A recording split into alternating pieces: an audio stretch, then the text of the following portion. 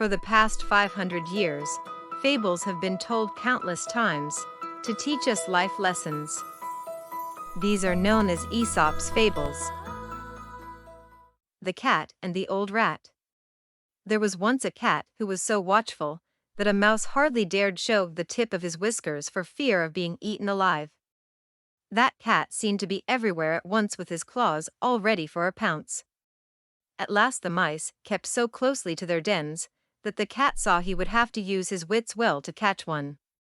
So one day he climbed up on a shelf and hung from it, head downward, as if he were dead, holding himself up by clinging to some ropes with one paw. When the mice peeped out and saw him in that position, they thought he had been hung up there in punishment for some misdeed.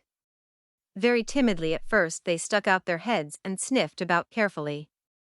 But as nothing stirred, all trooped joyfully out to celebrate the death of the cat. Just then the cat let go his hold, and before the mice recovered from their surprise, he had made an end of 3 or 4. Now the mice kept more strictly at home than ever.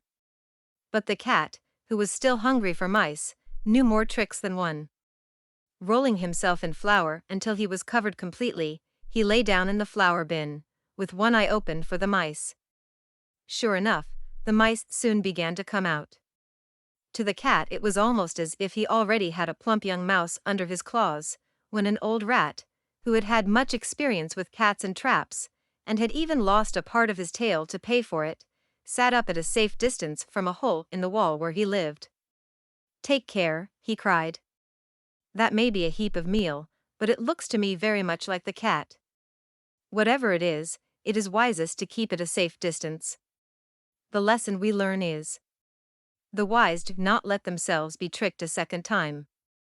Thank you for watching. Please don't forget to subscribe, like, comment and share. I'm Xenia. I hope to see you next week.